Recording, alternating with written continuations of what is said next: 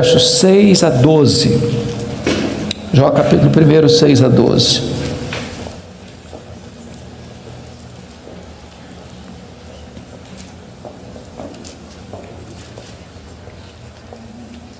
Está escrito: num dia em que os filhos de Deus vieram apresentar-se perante o Senhor, veio também Satanás entre eles. Então perguntou o Senhor a Satanás: de onde vens? Satanás respondeu ao Senhor e disse: de rodear a terra e passear por ela. Perguntou ainda o Senhor a Satanás: observaste o meu servo Jó? Porque ninguém é na terra semelhante a ele, o homem íntegro e reto, temente a Deus e que se desvia do mal. Então respondeu Satanás ao Senhor: porventura Jó debalde ou inutilmente teme a Deus? Acaso não cercaste com sebe a ele, a sua casa e a tudo quanto tem? A obra de suas mãos abençoaste, os seus bens se multiplicaram na terra. Estende, porém, a tua mão e toca-lhe em tudo quanto tem, e verás se não blasfema contra ti na tua face. Disse o Senhor a Satanás: eis que tudo quanto ele tem está em teu poder, somente contra ele não estendas a tua mão. E Satanás saiu da presença do Senhor. Agora capítulo 2, versos de 1 a 6. Num dia em que os filhos de Deus vieram apresentar-se perante o Senhor, veio também Satanás entre eles apresentar-se perante o Senhor. Então o Senhor disse a Satanás: de onde vens? Respondeu Satanás ao Senhor e disse: de rodear a terra e passear por ela. Perguntou o Senhor a Satanás: observaste o meu servo Jó? Porque ninguém é na terra semelhante a ele, homem íntegro e reto, temente a Deus e que se desvia do mal. Ele conserva a sua integridade, embora me incitasses contra ele para o consumir sem causa. Então Satanás respondeu ao Senhor: pele por pele, e tudo que o homem tem dará pela sua vida. Estende, porém, a tua mão e toca-lhe nos ossos e na carne, e verás se não blasfema contra ti na tua face. Disse o Senhor a Satanás: eis que ele está em teu poder, mas poupa-lhe a vida. Irmãos, esse texto registra este episódio da reunião de Deus com seus filhos, e eu quero crer que aqui são os anjos. Eu quero crer que esta reunião aconteceu nas regiões celestes. E a Bíblia não nos dá muitos detalhes, mas nos informa que Satanás apareceu por lá. E é curioso que quem provoca a conversa é Deus, perguntando para Satanás: de onde vens? Satanás responde: de rodear a terra e passear por ela. Satanás é uma espécie de turista inveterado. Ele está por aí, está de olho, está antenado, está procurando uma brecha, está procurando alguém para devorar. E Deus cutuca de novo perguntando assim: observaste o meu servo Jó? E Deus dá o currículo de Jó. Não tem ninguém na terra semelhante a ele. Em outras palavras, é o homem mais piedoso dessa geração. Homem íntegro. Íntegro é aquilo que você é com a porta do quarto trancada, sem ninguém observando. Homem reto. Reto é aquilo que você é em público e todo mundo está vendo. Homem temente a Deus, princípio da sabedoria. Homem que se desvia do mal, deliberadamente santo. Satanás poderia ter respondido assim: bom, esse eu não conheço ainda não, ando meio ocupado, tenho outras prioridades, quem sabe um dia eu dou uma olhada nele.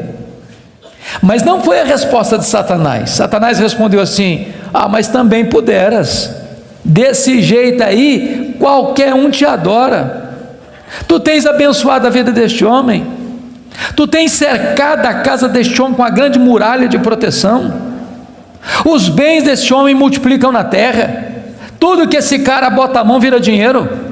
Desse jeito aí qualquer um te adora. E Satanás insinua duas coisas aqui. Primeiro, ele insinua que Deus precisa subornar as pessoas com bênçãos para receber delas adoração. Satanás insinua que ninguém adora a Deus por quem Deus é, apenas por aquilo que Deus dá. Satanás insinua que as pessoas só se aproximam de Deus por causa das bênçãos de Deus e não por causa do caráter de Deus. Satanás insinua mais. Ele insinua que Jó não é honesto quando adora a Deus. Ele insinua que Jó descobriu que religião é uma grande sacada, que esse negócio de religião dá lucro, que o vetor que move Jó em direção a Deus é o lucro. Mas se Deus tirar de Jó o que o próprio Deus deu para Jó, esse Jó blasfema, em vez de adorar. A grande pergunta é: o que um homem tem? Um homem tem família, um homem tem bens. Satanás diz para Deus: toca no que ele tem, e verás se não blasfema contra ti na tua face. Satanás levanta aqui duas teses. A primeira delas: ninguém ama mais a Deus do que o dinheiro. Segunda tese: ninguém ama mais a Deus do que a família. Sem que Jó soubesse, Deus constitui Jó em seu advogado na terra e coloca nas mãos de Jó a defesa da sua reputação e diz para Satanás: pode tocar no que ele tem, só não podes tocar na sua vida. Em outras palavras, Satanás é um ser limitado e limitado por Deus. Ele só pode ir até onde Deus o permite ir e nem 1 centímetro a mais. Nas palavras de Martinho Lutero, Satanás é um cachorro na coleira de Deus. Ele só pode ir até onde a coleira o permite ir e nem 1 centímetro a mais. O nosso Deus manda no céu, o nosso Deus manda na terra, o nosso Deus manda no inferno. Ele manda nos anjos, ele manda nos homens, ele manda nos demônios. Agora, com a permissão de Deus, obviamente, Satanás sai dali para fazer um verdadeiro terremoto na vida financeira de Jó. Confira comigo, capítulo 1, versículo 3, quão rico era este homem. Na parte final do verso 3, somos informados de que este homem era o maior de todos os do Oriente. Sabe o que significa isso? Ele era o homem mais rico da sua geração. Já fomos informados que ele era o mais piedoso. Agora somos informados que ele é o mais rico. E aqui cai um mito. O mito de que um homem rico não possa ser piedoso. Não é verdade isso. É possível ser rico e o mais rico, e é possível esse rico ser piedoso e o mais piedoso. O problema não é ter dinheiro, o problema é o dinheiro nos ter. O problema não é ter dinheiro no bolso, o problema é entronizar dinheiro no coração. O problema não é o dinheiro, o problema é o amor do dinheiro. Agora notem vocês que no capítulo 1, versículo 15, 16 e 17, Satanás vai usar 3 elementos para levar Jó à falência: os sabeus, o fogo e os caldeus. E não foi numa semana, num mês, num ano, numa década. Foi num único dia que o homem mais rico da sua geração entra em colapso financeiro, vai à falência. Ora, você e eu conhecemos gente que por muito menos blasfema contra Deus, por muito menos levanta os punhos contra os céus, por muito menos dá um tiro na cabeça. A pergunta é: será que a tese de Satanás era verdadeira? Será que ninguém ama mais a Deus do que o dinheiro? Será que Jó blasfemaria contra Deus? A resposta está no versículo 21 do capítulo 1. Quando Jó recebe a notícia de que ele está falido, ele diz assim: nu saí do ventre da minha mãe, nu eu voltarei. Sabe o que ele está dizendo? Eu não trouxe nada para o mundo, eu não vou levar nada do mundo, portanto o que eu ganhei entre o berço e a sepultura não é a razão da minha vida. Ele derrota a primeira tese de Satanás, ele prova que ele ama mais a Deus que o dinheiro, ele prova que ele serve a Deus, não por aquilo que Deus dá, mas por quem Deus é. Mas agora vem a segunda tese: ninguém ama mais a Deus do que a família. Vocês concordam comigo certamente, e quem tem mais de 2 filhos aqui, sabem disso, ou 2 filhos, a partir de 2 filhos, os filhos não são naturalmente unidos, não são. Quando você vê uma família unida, os filhos unidos, pode saber, por trás tem um pai, tem uma mãe que acompanha, que orienta, que aconselha, que intercede, que exorta, que costura essa unidade. Agora, quando tem dinheiro é mais complicado ainda, porque dinheiro não tem liga, dinheiro não tem amálgama. Se você perceber no capítulo 1, versículo 2, Jó tinha 7 filhos e 3 filhas. E você nota que os filhos de Jó eram unidos, caminhavam juntos, celebravam juntos, festejavam juntos. Mas por que esses filhos são unidos? Capítulo 1, versículo 5 responde: porque Jó era um pai que orava pelos filhos, já era um pai que chamava os filhos para exortá-los, já era um pai que levantava sacrifícios em favor dos seus filhos. Ele estava preocupado com a salvação deles, com a santificação deles, com a piedade deles. E a preocupação de Jó não era apenas com a reputação dos filhos, que eles pecassem contra Deus no seu coração. Jó estava mais preocupado com a glória de Deus do que com a reputação dos filhos. Mas agora, com a permissão de Deus, não foi um dia, uma semana depois, um mês depois, um ano depois, nem uma década depois, foi no mesmo dia da tragédia financeira que Jó recebe o mais amargo recado: seus 10 filhos morreram num único acidente. Agora pense comigo, o que é um homem, o que é um pai, o que é uma mãe levar para o cemitério todos os seus filhos num único dia? Como é que ele volta de lá? Como é que ele recomeça a vida? Como é que ele se ergue do luto? Como é que ele escreve dali para frente o seu futuro? Será que Jó blasfemaria contra Deus? Será que de fato ninguém ama mais a Deus do que a família? Será que a tese de Satanás era verdadeira? A resposta está no capítulo 1, versículo 20. Quando Jó recebe a notícia dessa tragédia, diz a Bíblia que ele rasga o seu manto, que ele raspa a cabeça, que ele se prostra, que ele adora, e ele diz: o Senhor Deus deu, o Senhor Deus tomou, bendito seja o nome do Senhor. Ele derrota aqui a segunda tese de Satanás. Ele prova que ele ama mais a Deus do que a família. Ele prova que ele serve a Deus não pela bênção de Deus, mas pelo caráter de Deus, não por aquilo que Deus dá, mas por quem Deus é. Mas aí vem o capítulo 2. E no capítulo 2, mais uma vez os filhos de Deus se reúnem. E eu quero crer que os anjos, e eu quero crer que nas regiões celestes. E mais uma vez Satanás aparece por lá. E é curioso que Deus é quem provoca a conversa de novo, perguntando para ele: de onde vens? Satanás responde: de rodear a terra e passear por ela. Sabe o que ele está dizendo? Não mudei minha agenda, estou fazendo o que eu sempre fiz, eu estou por aí, eu estou de olho, estou antenado, estou vivo e ativo no planeta Terra, estou procurando uma brecha, estou procurando alguém para devorar. E Deus cutuca outra vez, perguntando assim: observaste o meu servo Jó? E Deus dá o currículo de Jó sem alterar uma vírgula: não tem ninguém na terra semelhante a ele, homem íntegro, reto, temente a Deus, que se desvia do mal. Me incitasses contra ele sem causa para o destruir, mas ele permanece íntegro. Sabe o que Deus está dizendo? Satanás, suas teses são mentirosas, suas teses são falsas. Jó provou que me ama mais do que o dinheiro, mais do que a família. Jó provou que me ama não por aquilo que eu dou para ele, mas por quem eu sou.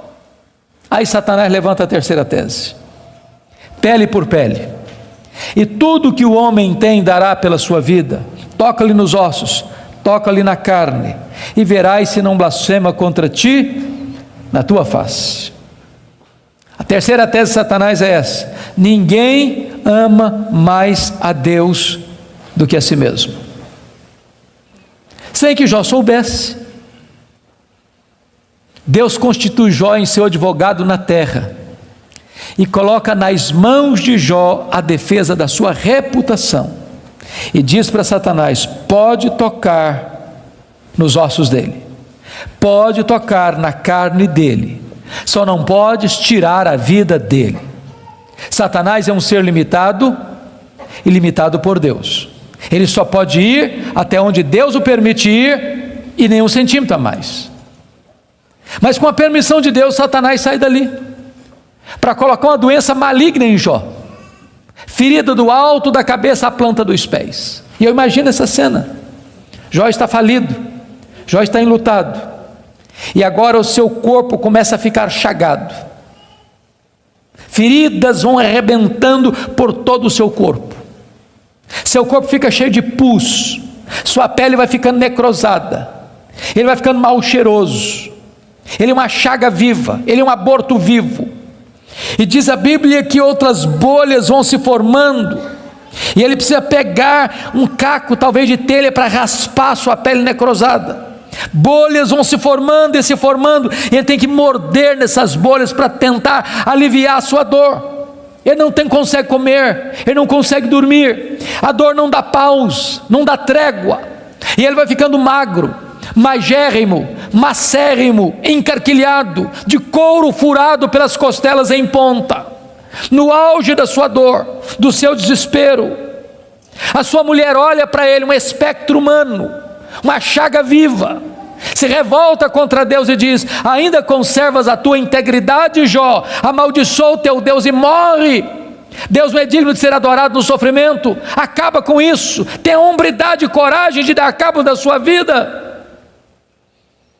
E Jó responde para ela no capítulo 2, verso 10: tu falas como uma louca, nós temos recebido o bem de Deus, não receberíamos também o mal? Em tudo isso, diz o texto, Jó não pecou contra Deus com os seus lábios. Ele derrota aqui a terceira tese de Satanás. Ele provou que amava mais a Deus do que a si mesmo. Ele provou que ele servia a Deus não por aquilo que Deus dá, mas por quem Deus é. Mas confira comigo capítulo 2, versículo 11. Aí vieram os amigos. Ele faz Bildade e Zofar. Combinaram ir juntamente com o doer-se de Jó, para consolá-lo. Diz o verso 12 que eles levantaram de longe os olhos, não reconheceram Jó. Eles ergueram a voz e choraram, cada um rasgou o seu manto, lançou pó sobre a cabeça. Sentaram-se com Jó na terra 7 dias e 7 noites. Nenhum lhe dizia palavra alguma, pois viam que a dor de Jó era muito grande. E eu quero fazer uma pergunta para você: esses homens eram amigos de Jó? Esses homens eram amigos de Jó? É claro que eram.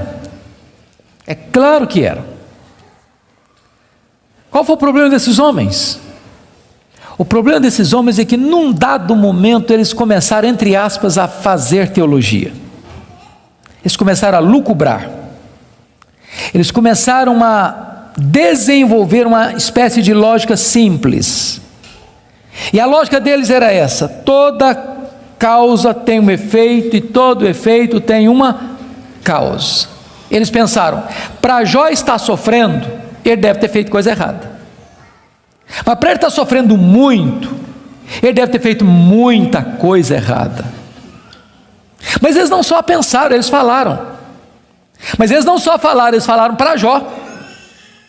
E eles assacaram contra Jó os mais pesados libelos acusatórios. Chamaram Jó de adúltero, chamaram Jó de ladrão, chamaram Jó de louco. Falaram para Jó que Deus havia matado os filhos dele por causa da loucura dele. Falaram para Jó que ele tinha ficado rico porque tinha roubado os órfãos e as viúvas. E eles foram massacrando Jó, e eles foram cravejando Jó com as suas setas mais venenosas, e eles foram esmagando Jó com as suas críticas mais desumanas e cruéis. Eles foram passando Jó debaixo do rolo compressor da impiedade. O que Jó fez? O que você e eu faríamos? Ele começa a perguntar assim para Deus: por que, meu Deus? Mas por que eu estou sofrendo? Mas por que a minha dor não cessa? Mas por que os meus filhos morreram? Mas por que eu não morri no ventre da minha mãe? Mas por que eu não morri ao nascer? Mas por que os seios da minha mãe não estavam murchos de leite para eu morrer de fome? Mas por que o Senhor não me mata de uma vez? Ele levantou os céus 16 vezes esta mesma pergunta: por quê? Por quê? Por quê? Por quê? Ele levantou aos céus 34 queixas contra Deus. Sabe qual foi a resposta de Deus para ele? O total silêncio. Nenhuma palavra, nenhuma explicação, nenhuma luz no fim do túnel, nenhum sinal do seu favor. E eu posso garantir a vocês que pior do que sofrer é sofrer sem explicação. O silêncio de Deus grita mais alto nos nossos ouvidos do que o barulho mais ruidoso das circunstâncias mais adversas. Se vocês não estão notando, Jó está sendo golpeado por todos os lados. Ele está sendo encurralado, emparedado, entrincheirado por circunstâncias medonhas. Ele está sendo golpeado nas 5 áreas mais importantes da vida. Por exemplo, área financeira. O homem mais rico vai à falência. Segundo, a saúde. Um homem saudável vira uma chaga aberta. Terceiro, o casamento. Na hora que esse cara mais precisava do apoio da mulher dele, ela disse assim para ele: morre, homem, mas morre logo. Chega, para com isso, morre. Quarta área, os filhos. Irmãos, não é natural pai enterrar filhos. Não é natural. Não é natural. Um dia um médico que acabara de sepultar o seu filho caçula disse para mim com lágrimas nos olhos: pastor, eu não aceito isso, o meu filho ter furado a fila. Isso não é natural. Quinta área que Jó está sendo golpeado: as amizades.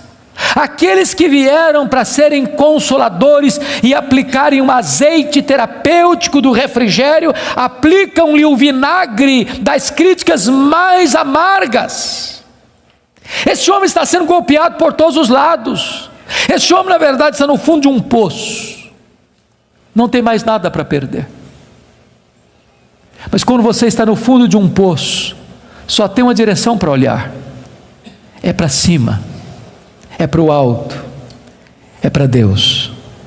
E quando ele olhou para cima, ele arranca do peito um brado de esperança e diz assim: mas uma coisa eu sei, é que o meu Redentor vive, e por fim revestir este meu corpo de pele, eu verei o meu Redentor.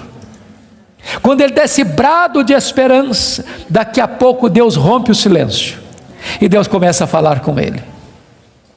Mas quando Deus rompe o silêncio, Deus não responde nenhuma das 16 perguntas de Jó. Quando Deus rompe o silêncio, Deus não responde nenhuma das 34 queixas de Jó. Quando Deus rompe o silêncio, Deus faz 70 perguntas para Jó. Todas perguntas retóricas, todas perguntas que não têm uma resposta. Deus pergunta para Jó assim: ô Jó, onde você estava quando eu lançava os fundamentos da terra? Ô Jó, onde você estava quando eu espalhava as estrelas no firmamento? Ô Jó, onde você estava quando eu cercava as águas do mar para elas não invadirem a terra? Ô Jó, me explica aí, onde fica o reservatório do vento? Me explica, Jó, como é que eu formo a geada? E Deus foi abrindo as comportas dos céus e despejando em catadupas torrentes caudalosas do seu conhecimento, da sua majestade, da sua soberania sobre Jó. E Jó, ao ser esmagado por esta gloriosa revelação de Deus, ele foi se encolhendo, ele foi se encolhendo, ele foi se encolhendo, ele foi se encolhendo, para descobrir as 5 verdades mais sublimes da sua vida, que mudaram a sua história. Verdades essas que, espero em Deus, impactem nesta noite o seu e o meu coração. Que verdades são essas? Vá comigo, por favor, para o capítulo 42 deste mesmo livro.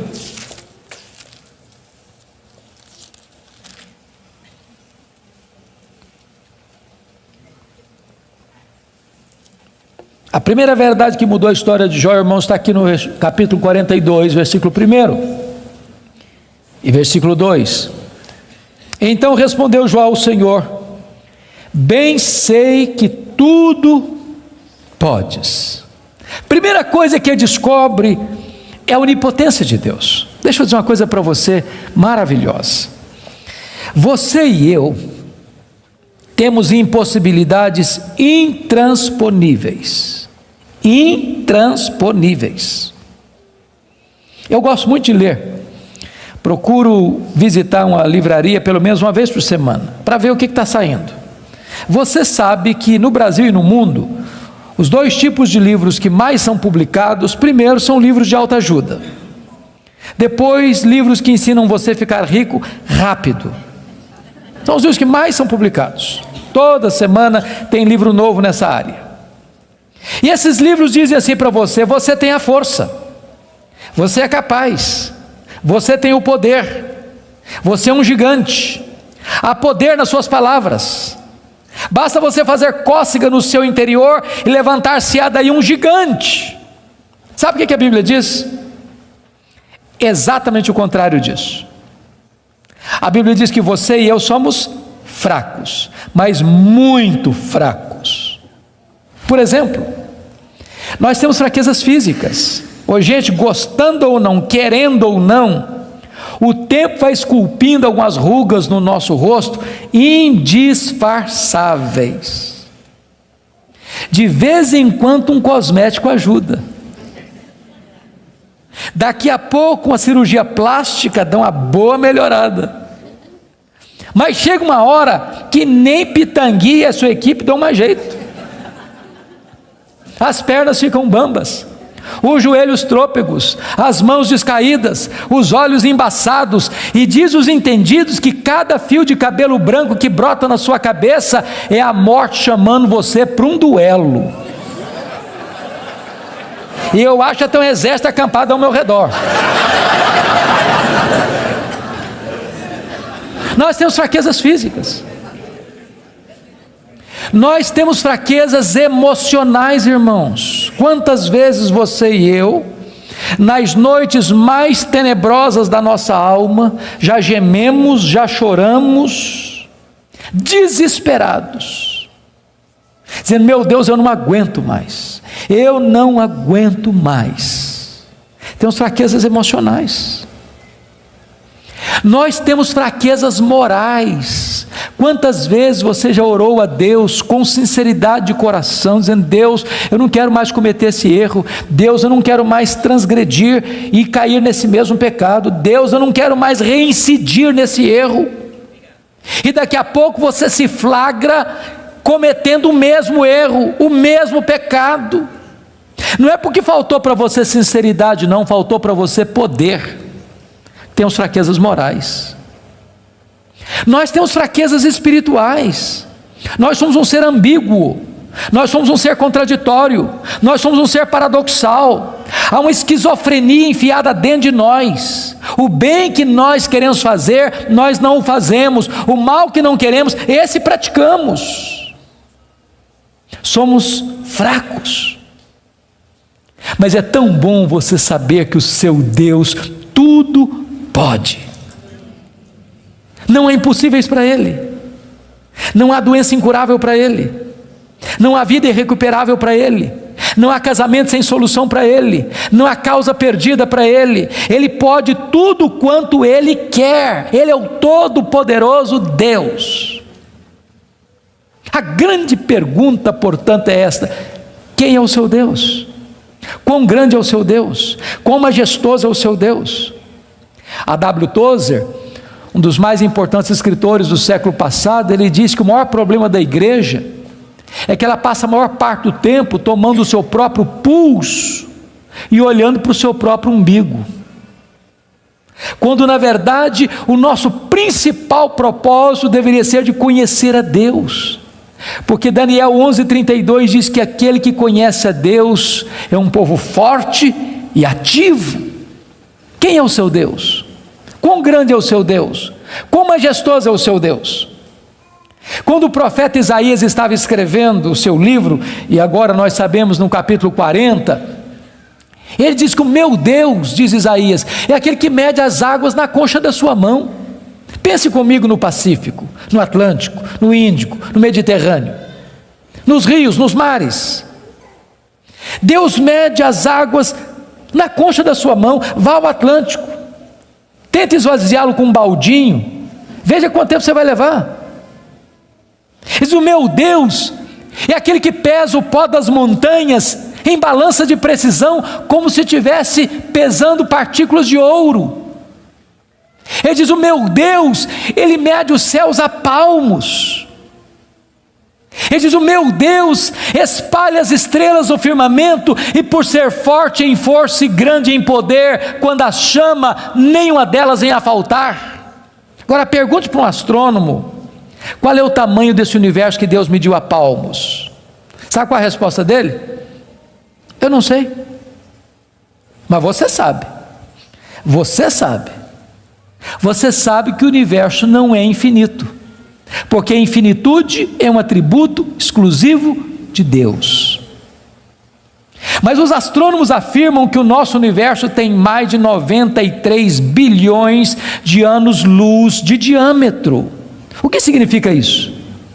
Significa que se você pudesse voar à velocidade da luz, 300 mil quilômetros por segundo, nessa velocidade você demoraria mais de 93 bilhões de anos para ir de uma extremidade à outra do universo.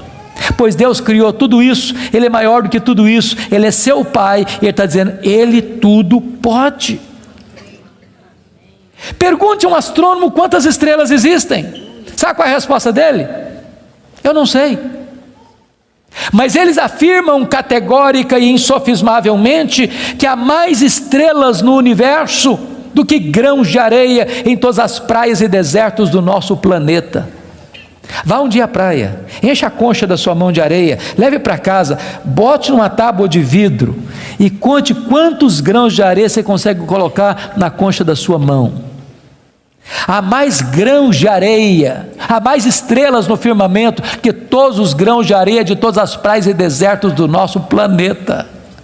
Deus não apenas criou todas elas, Deus conhece cada uma delas pelo nome, e por ser forte em força e grande em poder, quando as chama, nenhuma delas vem a faltar. Este é o seu Deus, Ele tudo pode. Mas não é apenas o macro-universo que nos impressiona, não, o micro também. Se você for hoje na sua casa, lá no quintal ou na varanda que tem uma planta, tire lá uma folha, por mais tenra e delgada que ela seja, ela é tão complexa quanto a região metropolitana da Grande Campinas. Chegue em casa hoje, vá na geladeira, pega um ovo, quebre numa frigideira. Aquela gema é mais complexa do que qualquer máquina que o homem jamais inventou. Dr. John Wilson, que é uma das maiores autoridades em oftalmologia no mundo, disse que há em cada um dos nossos olhos em torno de 2 milhões de fios duplos encapados, e se não for assim haveria um curto-circuito e nós ficaríamos cegos. Dr. Marshall Nirenberg, prêmio Nobel de Biologia, fez uma das mais fantásticas descobertas no século passado. Ele descobriu que nós somos um ser programado geneticamente. Ele descobriu que nós somos um ser computadorizadamente, geneticamente. Ele descobriu que você e eu temos em torno de 60 trilhões de células vivas no nosso corpo. Ele descobriu que em cada uma dessas células nós temos 1,70 m de fita DNA, onde estão gravados e computadorizados todos os nossos dados genéticos, a cor dos nossos olhos, a cor da nossa pele, o nosso temperamento. Se você espichar a fita DNA do seu corpo, você tem 102 trilhões de metros de fita DNA, você tem 102 bilhões de quilômetros de fita DNA no seu corpo. Daria para dar diversas voltas no sistema planetário. Dr. Lowy vai dizer que códigos de vida não se originam espontaneamente. Códigos de vida não se originam de uma explosão de milhões, de uma explosão, a mega explosão cósmica. Códigos de vida não se originam de uma evolução de milhões e milhões de anos. Códigos de vida foram plantados em você pelo Deus Todo-Poderoso, Criador dos céus e da terra. Ele tudo pode. Deixa eu ilustrar isso para você. Um pai caminhava pela rua com seu filho de 4 anos. Eu acho que todos vocês concordam comigo que as crianças parece que fizeram um curso de pós-doutorado em perguntas difíceis. Eu não conheço ninguém que faz pergunta mais complicada do que criança. E o menino voltou para o pai e perguntou assim: papai, qual é o tamanho de Deus? E o pai engasgou, porque não tinha uma resposta pronta para um menino de 4 anos. Permaneceu em silêncio, continuou caminhando. Daqui a pouquinho o pai escuta o ronco das turbinas de um avião supersônico lá nas alturas excelsas e diz: filho, olha para cima. O menino olhou: está vendo aquele avião, filho? Estou vendo, papai, estou vendo. Qual é o tamanho daquele avião, filho? Ah, papai, muito pequeno, estava muito longe. O pai pegou o menino pelo braço, levou no aeroporto. Lá tinha um jumbão de mais de 400 passageiros estacionado. O pai chegou bem próximo e disse: filho, está vendo esse avião? Estou, papai, estou vendo. Qual é o tamanho desse avião, meu filho? Ih, papai, mas grande, muito grande. O pai disse: filho, Deus é do mesmo jeito. Quando você está longe de Deus, meu filho, Deus parece pequeno para você, aí seus problemas ficam enormes.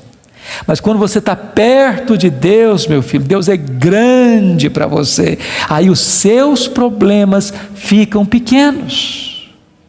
Agora eu sei que tudo podes. A segunda verdade que mudou a vida de Jó está aí no versículo 2: e nenhum dos teus planos pode ser frustrado. Irmãos, não tem acaso, não tem sorte, não tem azar, não tem determinismo, não tem feitiço, não tem esse negócio de olho gordo. Você não precisa ter medo de sexta-feira 13, você sabe que a mão de Deus dirige o seu destino. Nem um fio de cabelo da sua cabeça pode ser tocado sem que Deus saiba, sem que Deus permita, sem que Deus tenha um propósito. Quando você entende que Deus governa o universo, que Deus governa até uma folha que cai no outono, que nenhum pássaro, nenhum pardal pode cair ao chão sem que Deus saiba e permita, você vai entender que você não é uma lasca de lenha jogada no mar da vida, empurrado de um lado para o outro ao sabor das circunstâncias. A sua vida está nas mãos daquele que está assentado na sala de comando do universo. Ele está no controle. Não há acaso, não há azar, ele dirige o seu destino. Você pode dizer como Paulo: sabemos que todas as coisas cooperam para o bem daqueles que amam a Deus, daqueles que são chamados segundo o seu propósito. A terceira verdade que mudou a vida de Jó está aí no versículo 3, confira comigo. Ele diz assim: na verdade eu falei do que eu não entendia, coisas maravilhosas demais para mim. Ele reconhece a limitação do seu conhecimento. Mas para você entender isso aqui, eu lhe daria um conselho, se é que posso. Tira um sábado, tira um feriado, dá uma lida em Jó numa sentada só. Você vai descobrir coisa maravilhosa. Você vai descobrir que Jó, ao longo do livro, fez 3 coisas. Ele perguntou, ele se queixou e ele se defendeu. 3 coisas que ele fez. E você sabe disso. Quando ele está machucado, quando ele está ferido, quando a gente está se sentindo injustiçado, sabe o que a gente faz? A gente fala, se defende, e às vezes quando a gente está sofrido demais, machucado demais, doído demais, a gente fala muita coisa sem entender. Quando Deus despeja a glória dele em cima de Jó, Jó bota a mão na boca e diz: meu Deus, quanta coisa que eu falei sem entender. Sabe o que eu aprendo com isso? Quando você encontrar alguém que parece sabichão demais, que sabe demais, que fica arrotando em cima de você conhecimento demais, você está perto de uma pessoa que sabe quase nada, que quem sabe, sabe que não sabe. Quanto mais você sabe que você não sabe, porque o que você não sabe é muito mais do que o que você sabe. Portanto, quem sabe, não estufa o peito, não fique empavonado. Não dá para ficar na presença do Todo-Poderoso Deus com soberba, com altivez, com arrogância. Jó começa a entender que Deus é Deus e ele é homem. A quarta verdade que mudou a vida de Jó está no versículo 5, confira comigo. Ele reconhece o seu limitado conhecimento de Deus. Ele diz assim: eu te conheci só de ouvir, mas agora os meus olhos te veem. Eu não sei se vocês entram em crise com esse versículo, eu entro. Sabe por que eu entro em crise com esse versículo? Porque eu não consigo conciliar 42:5 com 1:8. Lá no capítulo 1, versículo 8, Deus disse acerca dele: não tem ninguém na terra parecido com ele. Homem íntegro, reto, temente a Deus, que se desvia do mal. Aqui não é bajulação de um amigo rasgador de seda. Quem está falando isso acerca de Jó é Deus. É Deus quem está dizendo que esse cara é o homem mais piedoso da sua geração. E Deus não tem uma opinião a nosso respeito, Deus tem um diagnóstico. Agora, como é que esse homem que Deus diz que é o cara mais piedoso da sua geração, vem me fazer uma confissão dessa? Ah, Deus, eu te conheci só de ouvir, mas agora os meus olhos te veem. Parece contraditório, mas para explicar isso, deixa-me fazer uma outra pergunta. Você conhece a Deus? Você conhece a Deus? Quanto você conhece? Quanto? Quanto você conhece a Deus? Deixa eu ilustrar. Havia um cidadão que nunca tinha visto o mar. Um dia ele fez uma viagem para o litoral e quando ele viu o mar, ele exclamou de toda a sua alma: agora eu conheço o mar. Aproxima-se dele um marujo, com a pele tostada de sol e sal, por viver nas procelas do mar, e disse assim: eu também conheço o mar.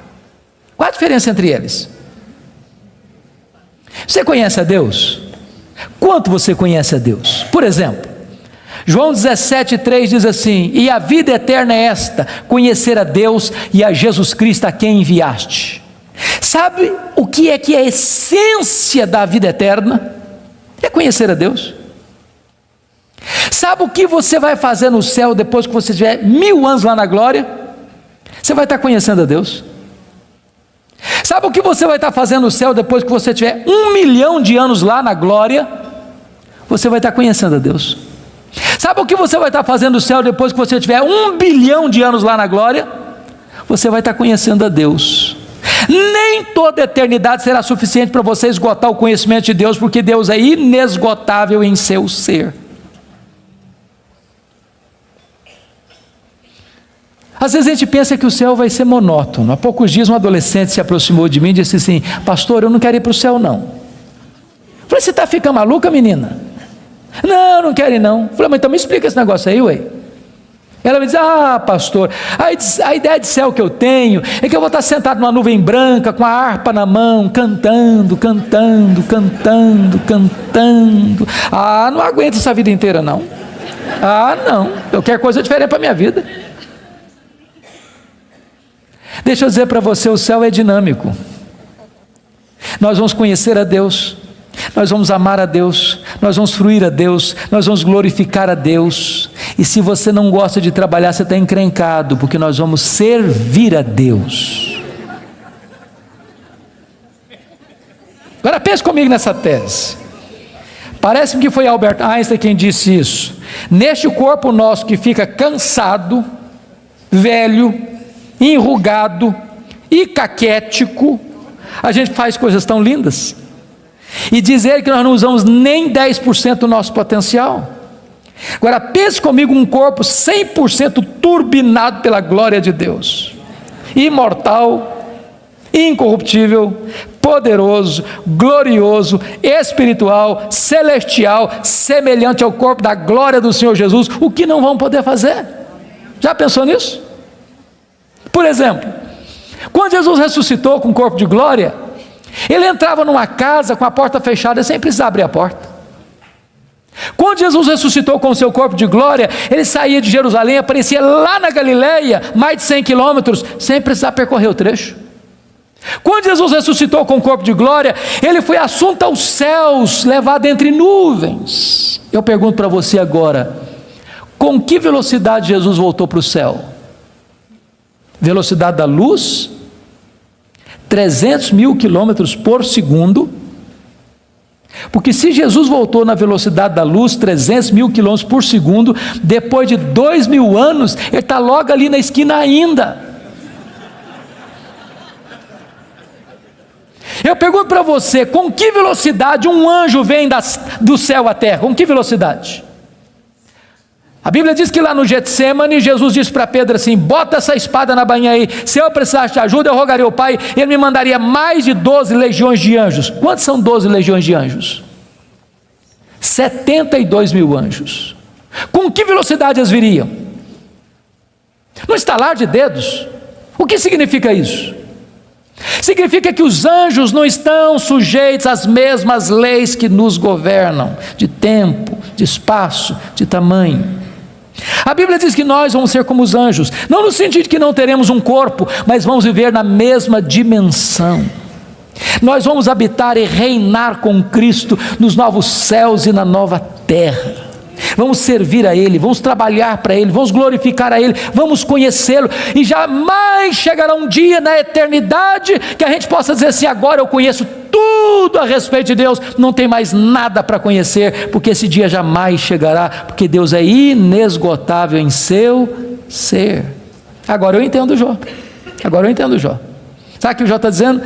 Deus, eu só estou arranhando a superfície, só arranhando a superfície, tem mais, tem muito mais, tem infinitamente mais. Agora eu entendo o profeta: conheçamos e prossigamos em conhecer o Senhor. Mas a última verdade que mudou a vida de Jó está no versículo 6, confira comigo. Ele diz assim: por isso eu me abomino e eu me arrependo no pó e na cinza. Ele reconheceu a enormidade do seu pecado. E aqui eu entro em crise de novo, porque essa confissão aqui cabe bem na boca de um ladrão, de um assassino, de um adúltero, de um corrupto, mas não cabe na boca do camarada que o próprio Deus diz que ele é o mais piedoso da sua geração. Eu me abomino e eu me arrependo no pó e na cinza. Como é que você vai entender isso?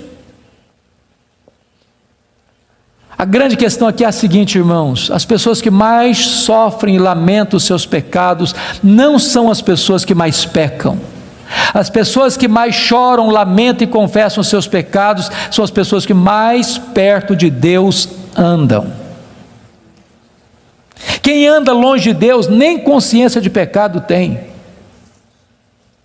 Eu estava pregando final do ano passado no Hospital Cruz Azul em São Paulo, e a Eleni Vassão, que é capelã, me disse: nós lidamos com uma situação muito triste agora, recente. Eu perguntei: o que foi, Eleni? O que aconteceu? Ela me disse que chega no hospital uma moça com seus pais, com hemorragia muito severa, e quando o médico foi examinar aquela moça, o médico disse: essa menina acabou de ter um bebê, essa moça acabou de ter um bebê. E a moça protestou, falou: não, o senhor está enganado, eu não estava grávida não. Os pais disseram: não, essa moça não estava grávida. E o médico radicalizou: pois essa moça acabou de ter um bebê. E a família inteira negou. E o médico radicalizou de novo: tragam-me o bebê, senão eu denuncio o fato à polícia. Daqui meia hora chegou um bebê morto numa caixa de isopor. Ele disse: pastor, nenhum sintoma de culpa, nem nos pais, nem na moça, nenhum sofrimento.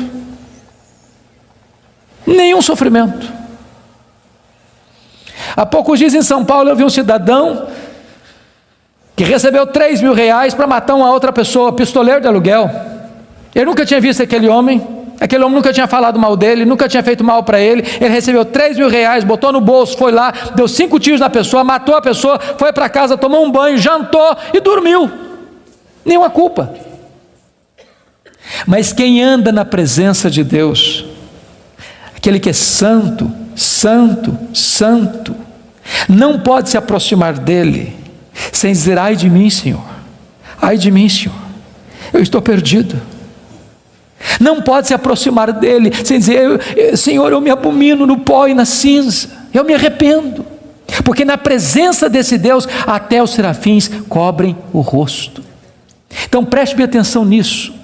Se você encontrar um crente que toda hora que ele falar com você, ele é o herói, ele tem uma história para contar, onde ele está na frente, onde ele sabe mais, onde ele é mais piedoso, onde ele sempre está contando os seus feitos, os seus prodígios, e enaltecendo a si mesmo, e batendo palmas para si mesmo, pode ter certeza, você está perto de alguém que está longe de Deus. Porque é impossível estar na presença de Deus sem dizer: ai de mim, Senhor, ai de mim, Senhor, ai de mim, Senhor. Agora eu não sei se você já parou para perguntar por que Deus restaurou a sorte de Jó, versículo 10, quando ele orava para os seus amigos. Já perguntou isso? Por que Deus restaurou a sorte dele quando ele orava para os seus amigos? Deixa eu fazer uma perguntinha para você. Alguém já falou mal de você alguma vez? Ou você é um cara tão espiritual que nunca ninguém falou mal de você? O que você sente quando alguém fala mal de você? Você fica feliz?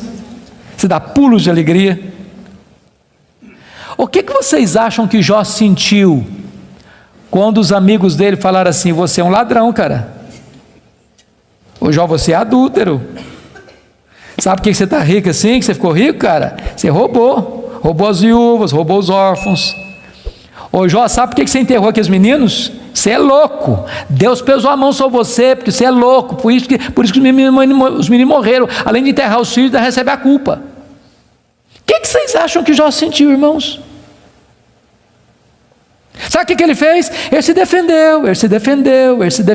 Mas quem se defende, sabe o que tem às vezes no coração? Dor, mágoa, ressentimento. Sabe o que Deus está falando para esse homem ser restaurado?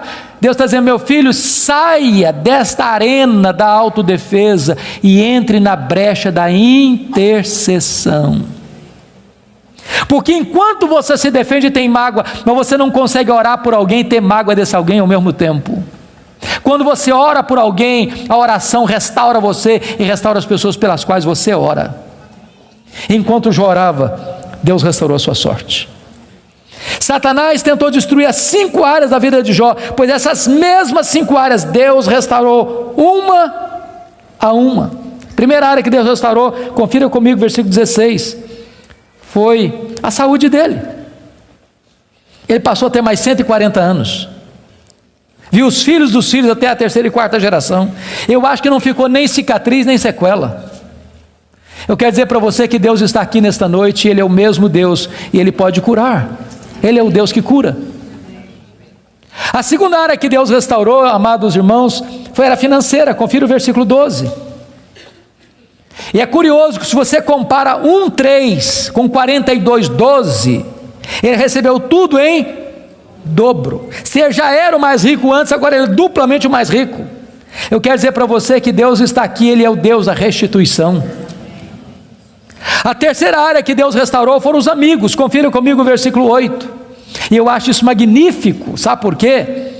Porque aqueles homens que cravejaram Jó com as suas críticas, Deus diz para eles assim: pois é, vocês lembram aquele cara que vocês criticaram? Vocês vão ter que ir nele. Vocês vão ter que ir lá nele, para ele orar por vocês. Vocês lembram? Vocês falaram dele? Pois é, aquele cara é mais justo que vocês. Sabe o que Deus está fazendo aqui? Honrando Jó. Honrando Jó. Eu vou dizer uma frase aqui hoje, se vocês guardarem essa frase, eu me dou por satisfeito essa noite. É muito simples, mas é a síntese do que eu estou falando. Cuida da tua piedade, e Deus cuidará da tua reputação. Você não tem que se defender, você tem que orar, porque quando você ora, Deus defende você. Quando você leva Deus a sério, as pessoas que criticaram você vão ter que voltar a você e mudar de opinião a seu respeito. Deus restaurou Jó, Deus restaurou os amigos de Jó. A quarta área que Deus restaurou foi o casamento. Agora pense só um pouquinho comigo, só um pouquinho. Quando Jó estava numa magrela, a mulher dele disse assim: morre, homem, morre logo, cara, morre. Agora o Jó está curado, cheio da grana, no topo da pirâmide. Se fosse hoje, o que vocês acham que Jó faria?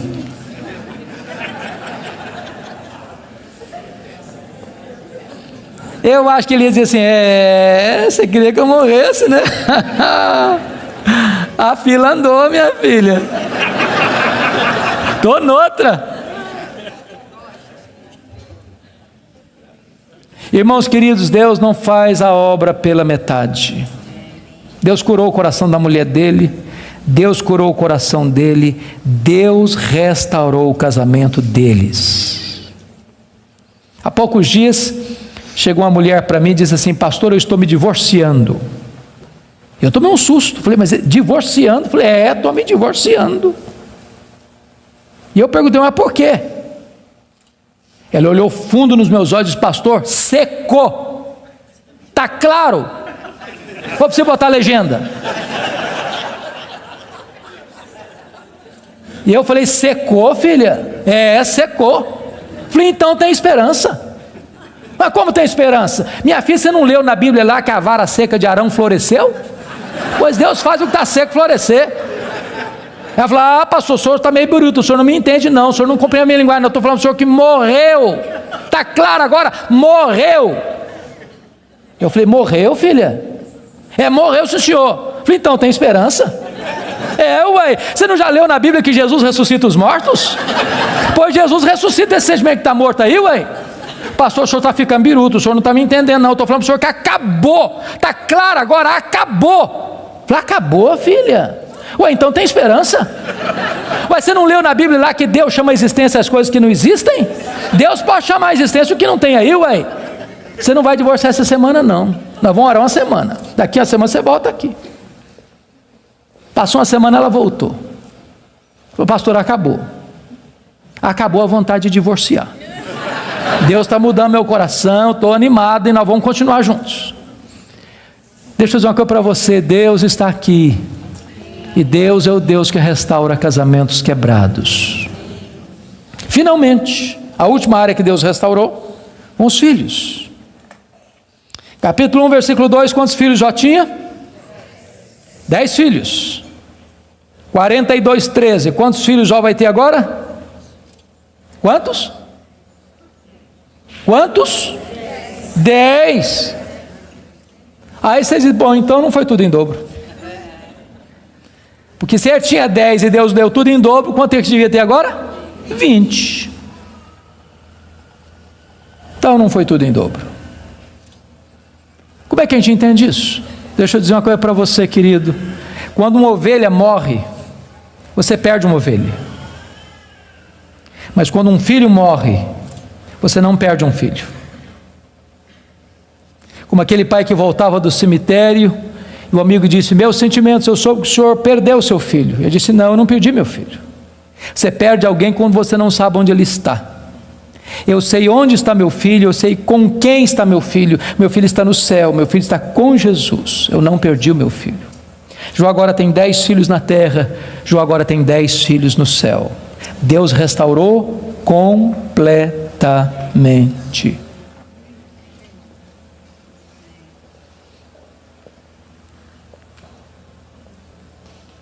Sabe qual era a intenção de Satanás? Colocar Jó longe de Deus. Sabe o que Satanás conseguiu? Colocar Jó mais perto de Deus. Sabem por quê? Porque os planos de Deus não podem ser frustrados. Que grande Deus nós temos. Que maravilhoso Deus nós temos. Que majestoso Deus nós temos. Você e eu fomos criados para a glória de Deus. Você e eu vivemos para a glória de Deus. A vida não faz sentido longe de Deus. Ele é a razão da nossa vida. Ele é o nosso Criador, Ele é o nosso provedor, Ele é o nosso sustentador, Ele é o nosso consolador, Ele é o nosso restaurador, Ele é o nosso redentor, Ele é a nossa herança, Ele é a nossa paz, Ele é a nossa justiça, Ele é a nossa alegria, Ele é o nosso tesouro, Ele é tudo para nós. A vida sem Ele não tem graça, não tem sentido. Você tem um vazio dentro de você com o formato de Deus, e só Deus pode preencher esse vazio. Adore este Deus, curve-se diante dEle, renda-se a Ele. Ele está no controle do universo, mas Ele está no controle da sua vida. Nada, nem ninguém pode frustrar o plano dEle na sua história, na sua vida. E eu quero orar por você nesta noite. Se você deseja que Deus se manifeste a você, e você quer colocar sua vida nas mãos dEle, onde você está, fique em pé. Eu quero orar em seu favor.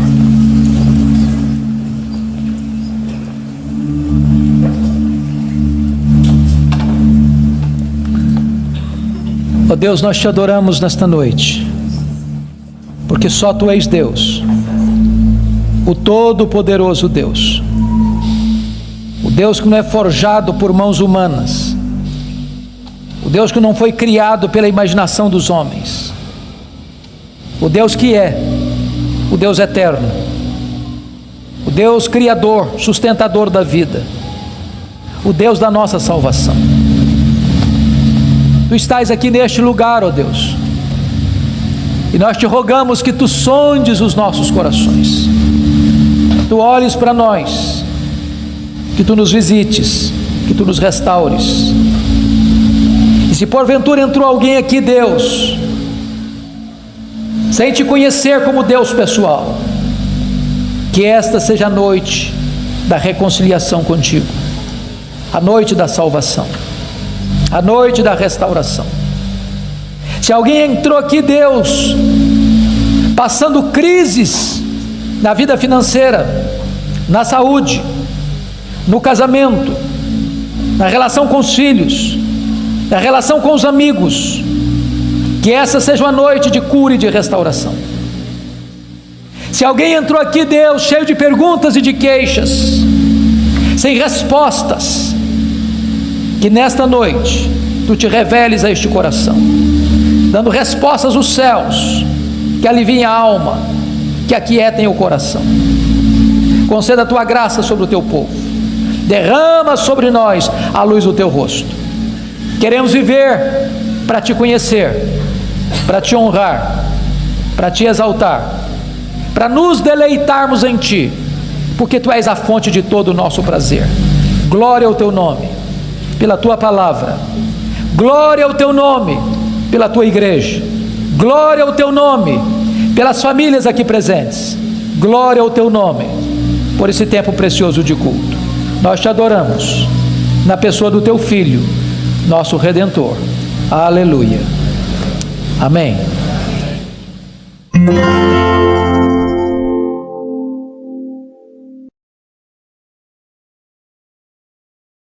Sabe qual foi a resposta de Deus para ele?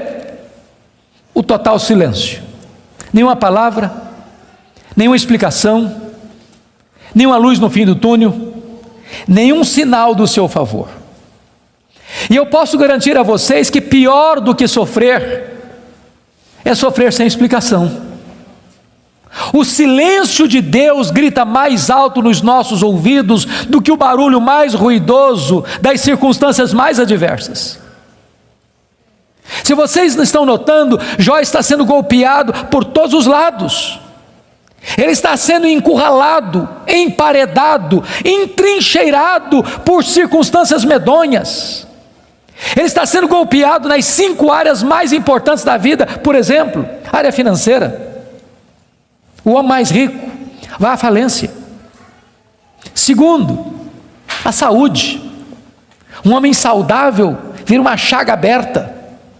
Terceiro, o casamento. Na hora que esse cara mais precisava do apoio da mulher dele, ela disse assim para ele: morre, homem, mas morre logo. Chega, para com isso, morre. Quarta área, os filhos. Irmãos, não é natural pai enterrar filhos. Não é natural. Não é natural. Um dia um médico que acabara de sepultar o seu filho caçula, disse para mim com lágrimas nos olhos: pastor, eu não aceito isso, o meu filho ter furado a fila. Isso não é natural. Quinta área que Jó está sendo golpeado: as amizades. Aqueles que vieram para serem consoladores e aplicarem um azeite terapêutico do refrigério, aplicam-lhe o vinagre das críticas mais amargas. Esse homem está sendo golpeado por todos os lados. Esse homem, na verdade, está no fundo de um poço, não tem mais nada para perder.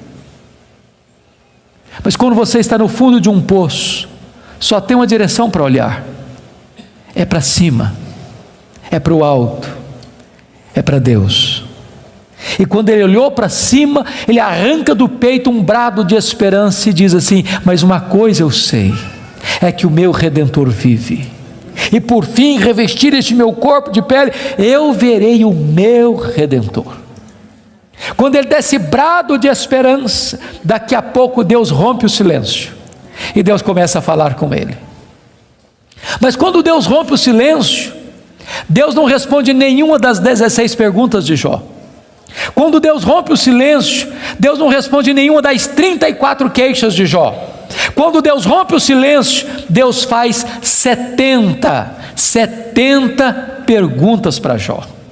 Todas perguntas retóricas, todas perguntas que não têm uma resposta. Deus pergunta para Jó assim: ô Jó, onde você estava quando eu lançava os fundamentos da terra? Ô Jó, onde você estava quando eu espalhava as estrelas no firmamento? Ô Jó, onde você estava quando eu cercava as águas do mar para elas não invadirem a terra? Ô Jó, me explica aí, onde fica o reservatório do vento? Me explica, Jó, como é que eu formo a geada? E Deus foi abrindo as comportas dos céus e despejando em catadupas, torrentes caudalosas do seu conhecimento, da sua majestade, da sua soberania sobre Jó. E Jó, ao ser esmagado por esta gloriosa revelação de Deus, ele foi se encolhendo, ele foi se encolhendo, ele foi se encolhendo, ele foi se encolhendo, para descobrir as 5 verdades mais sublimes da sua vida, que mudaram a sua história. Verdades essas que, espero em Deus, impactem nesta noite o seu e o meu coração. Que verdades são essas? Vá comigo, por favor, para o capítulo 42 deste mesmo livro.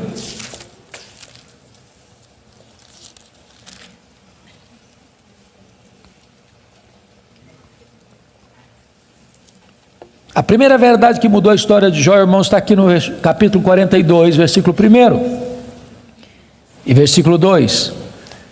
Então respondeu Jó ao Senhor: bem sei que tudo podes. Primeira coisa que ele descobre é a onipotência de Deus. Deixa eu dizer uma coisa para você maravilhosa. Você e eu temos impossibilidades intransponíveis. Intransponíveis. Eu gosto muito de ler. Procuro visitar uma livraria pelo menos uma vez por semana, para ver o que está saindo. Você sabe que no Brasil e no mundo, os 2 tipos de livros que mais são publicados, primeiro são livros de autoajuda. Depois, livros que ensinam você a ficar rico rápido. São os livros que mais são publicados. Toda semana tem livro novo nessa área. E esses livros dizem assim para você: você tem a força, você é capaz, você tem o poder, você é um gigante, há poder nas suas palavras, basta você fazer cócega no seu interior e levantar-se-á daí um gigante. Sabe o que a Bíblia diz? Exatamente o contrário disso. A Bíblia diz que você e eu somos fracos, mas muito fracos. Por exemplo, nós temos fraquezas físicas. Ô, gente, gostando ou não, querendo ou não, o tempo vai esculpindo algumas rugas no nosso rosto indisfarçáveis. De vez em quando um cosmético ajuda. Daqui a pouco uma cirurgia plástica dá uma boa melhorada. Mas chega uma hora que nem Pitangui e a sua equipe dão mais jeito. As pernas ficam bambas, os joelhos trôpegos, as mãos descaídas, os olhos embaçados, e diz os entendidos que cada fio de cabelo branco que brota na sua cabeça é a morte chamando você para um duelo. E eu acho até um exército acampado ao meu redor. Nós temos fraquezas físicas. Nós temos fraquezas emocionais, irmãos. Quantas vezes você e eu, nas noites mais tenebrosas da nossa alma, já gememos, já choramos,